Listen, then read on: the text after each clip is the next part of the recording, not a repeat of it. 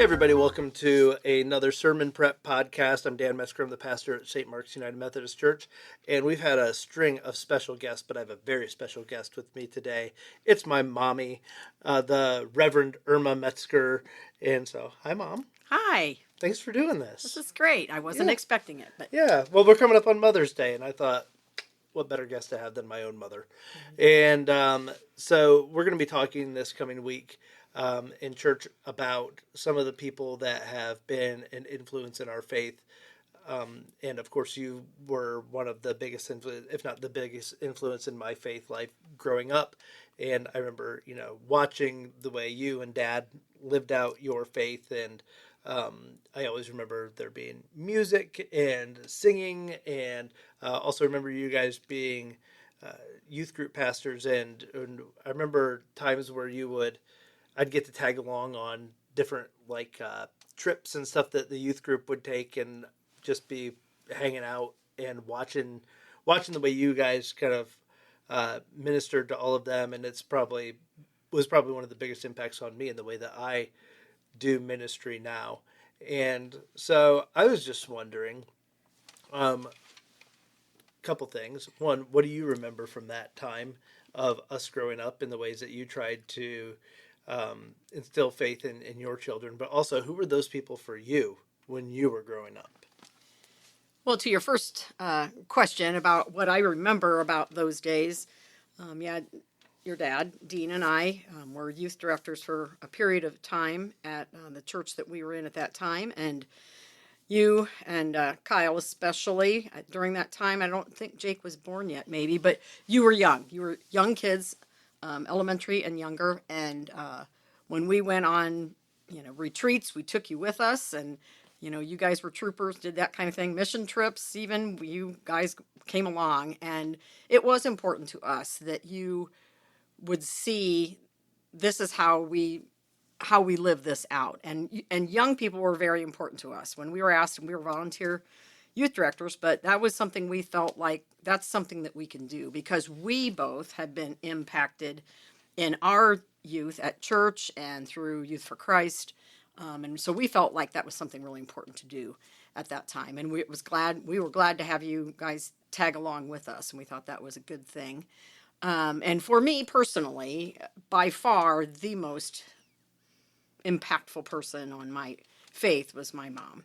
And you know that, of course. Mm-hmm. I mean, she lived it out every day. I saw it every day in her life. She was a very disciplined person of Scripture. She memorized Scripture. She studied often.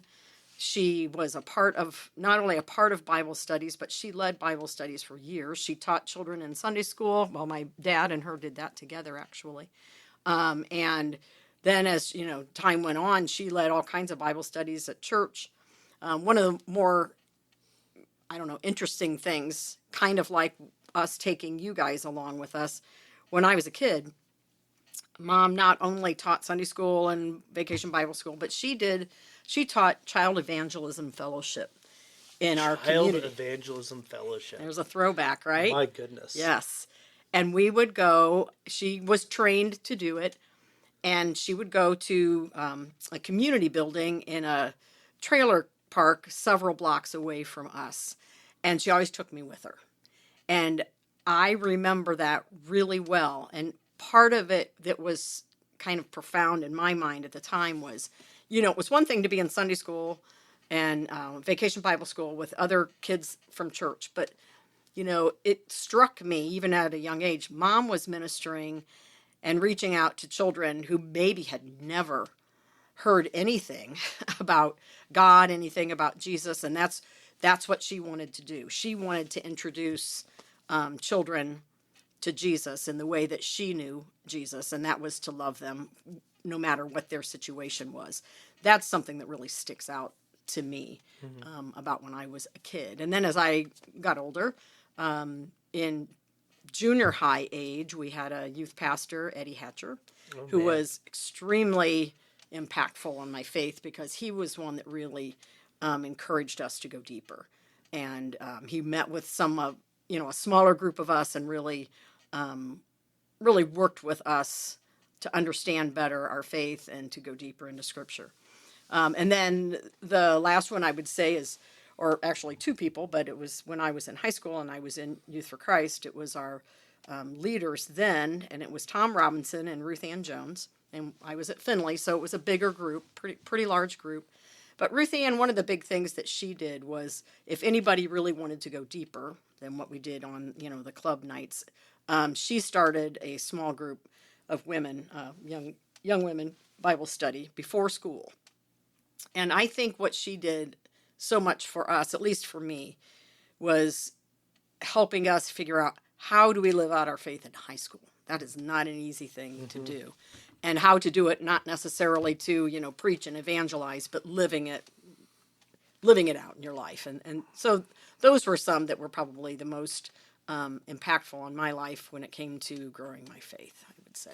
Yeah, and it's funny, you say some of those names and those things that you did, and I'm like, I remember that person. I got to meet that person, like Eddie. I remember meeting Eddie Hatcher later, when I was a kid, and then, just some of the different things that you participated in, and I participated in different versions of what those kinds of things were. I was in Youth for Christ Campus Life later on when I was in high school, and then I got to help lead a Campus Life while I was in college, and so it's like you can see kind of this generational passing on of the faith and like the ways in which we do that. I don't think we always do everything exactly the same. I mean, right. We're at we go to different places and different churches, and hopefully hopefully we grow and our theology grows and evolves and changes, and as you change, as you get new information and as you learn more and all of those things, but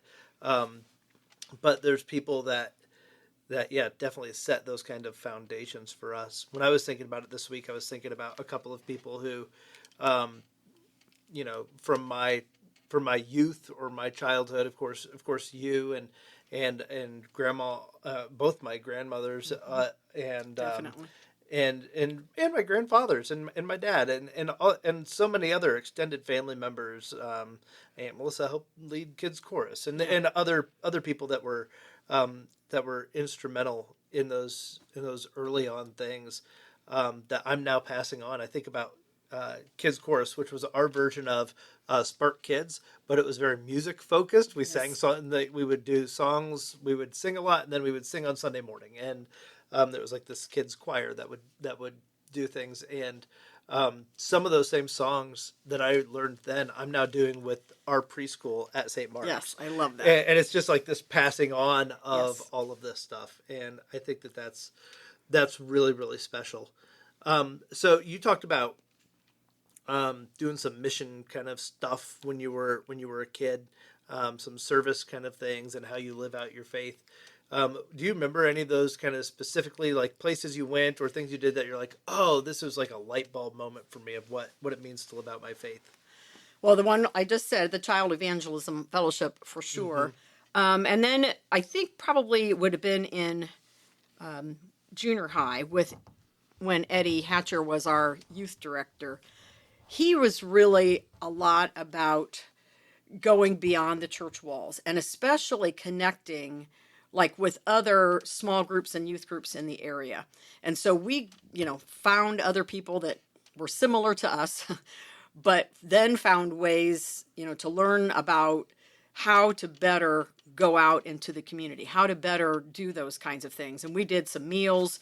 We took food to people. We did some things like that. And I remember that being an important part of stepping out of the box for us, for sure. And campus life, the same thing. We had some, especially in the summertime, there were some special things that we did. And I was in a singing group that with Children of the Light is what it was called, connected to the campus life group. And we toured all over the place and went to different churches, and we taught some, small Sunday school classes and things like that. And so it was, we got outside of the box, outside of our church doors. Yeah.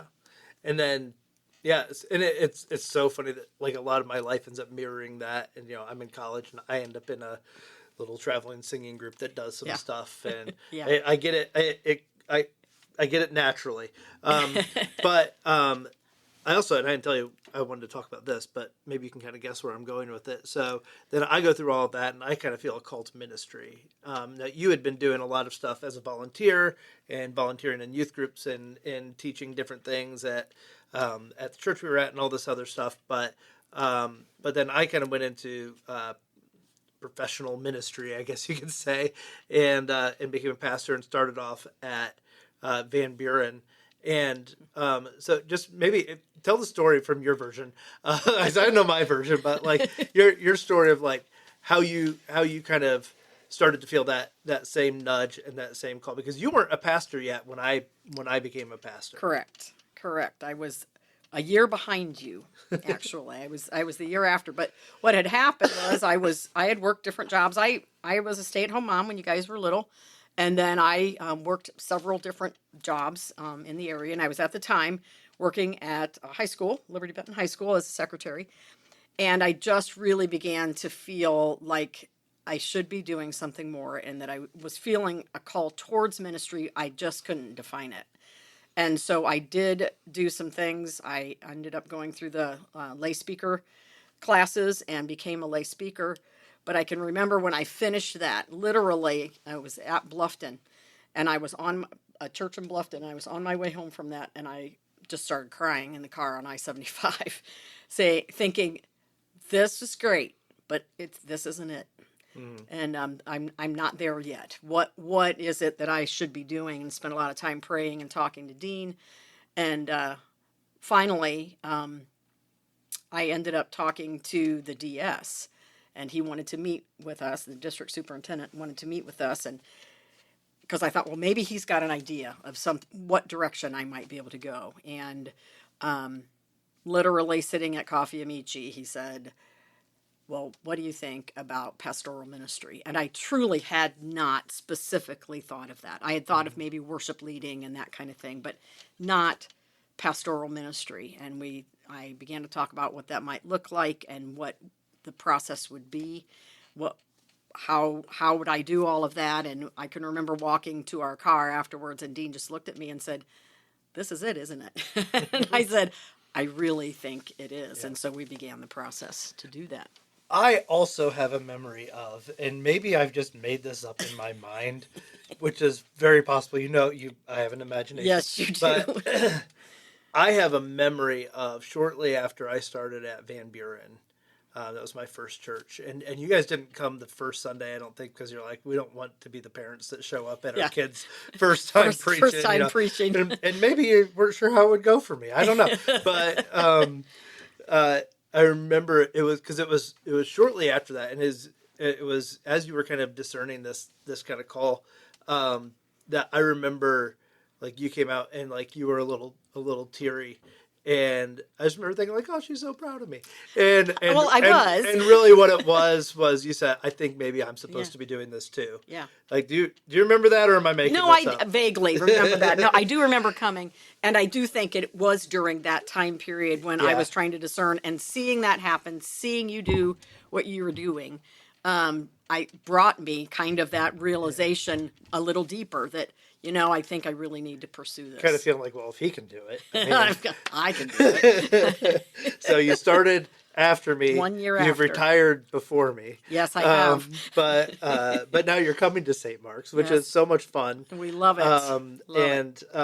So that one of the things that, and I know this was a part of your ministry, you were both at Van Loo and at Arcadia, but a part of your ministry always focused around, serving others in the community. Absolutely. And that's been obviously influential on me, and it's a huge part of what we do at St. Mark's is we've been talking about moving the needle, and how do we do that in our community? How do we serve our community well? And so what are some of the areas of service that have been most meaningful to you over the years? Where do you see Christ in that, and how we get to live out the Great Commission of preaching the gospel to others? Somebody did that for each of us. Somebody, Exactly. It's for your mom, or whether it was a youth pastor or somebody else. Somebody did that for you. Somebody did it for me. I've got a whole list of people that did that for me. And now we have a chance to go be that for others. So as you think about service and those kind of things, what are the places that are most meaningful for you? Well, one of the areas I've worked with at St. Mark's and did previously is food insecurity issues. You know, people that it's hard for us to imagine not having enough and having empty cupboards and, you know, that kind of thing. But we know it's real, and we know that there's a lot of people in the community and Findlay area that are in need. So doing those things, feeding. I love the Give a Crack program at St. Mark's, and also doing like what we'll do with Super Service Saturday coming up. We'll be doing the little food pantries and taking stuff all over town for people. That's something that's really important to me. Also, children. I think it's children and youth. It's such an awesome thing that we have great programming of that in St. Mark's. And what I really love is that it's wide open. You have people that come in that maybe don't attend very often on Sunday mornings, but our youth and our children have, encouraged others to come in. And I love that. I love that that is happening as well. It's not just a little closed community where others aren't, welcome to be there, of course. Those are areas that are very important to me. There's so many things, of course. One other thing I've thought about, and we've talked about it, and I know you're trying to talk through some of it with the churches, working with education, working side by side with, again, I felt like you guys had the privilege of, two parents always, in your life and being able to encourage you when it came to education. Not all kids have that, and we know that. And there's some that really struggle. And if they don't get help early on, it's going to really be difficult as time goes on. So that's another area that's important to me, for sure. I just think that, sometimes we can separate these things out, this service and like our faith. But this ability to kind of tie the two together, to me is such a beautiful thing.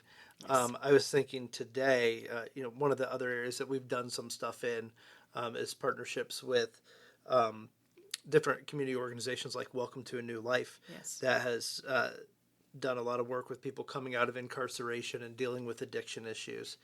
And Habitat for Humanity. And yes. All of those things. When I was thinking about Welcome to a New Life, it was 4 years ago today that I lost a friend who had come out of that program, Chris, who dealt with some addiction issues, and what I remember seeing out of this goofy service stuff that we did, it was just being around him, me and a couple of other guys from the church who kind of took him under our wing and really just tried to love him and care for him and take him grocery shopping. I mean, just be there and just be a listening ear, just serving him in that way. And I remember, he got baptized and all these things. And of course, addiction is a really terrible disease, and it reared its ugly head again, and he lost his life. But through all of that, this Christian service, and not only but the entire church wrapped their arms around this guy. Yes, and sure. it changed so many lives, and it just really, really brought impact to our community, and it gave us a heart to not say, oh, that hurt too much to ever do that again, but to instead say, oh, well, there's so much more we need to do. And I really feel like it was an accelerant for us. Yes, I to think say, so too. There's so much in this community that we need to do and that we can do more. And so like the way our faith has kind of informed our service has been a really beautiful thing. And it's part of what makes me just love this church so much, is that they're always willing to reach out to others and love people who look different than them. And so that's part of what we're going to be talking about in this sermon series. It's going to be a really fun one where we're looking at serving our community, the people who are like us, the people who are different than us, what it looks like to go to the ends of the earth, and serve in that way. There's a beautiful opportunity with that, with the World Vision 6K that's coming up for Super Service Saturday, so you can sign up for that, and I'll talk more about that on Sunday. But yeah, thanks, Mom. This is great. Yeah, thanks for doing this, and happy early Mother's Day. Thank you. This is what I'm getting you. Is this okay? Perfect. I got you a podcast episode. Thank you. No problem. What a great son. Oh, all right. You are. thanks so much for joining us, and hope to see you this Sunday and catch you on another Sermon Prep podcast.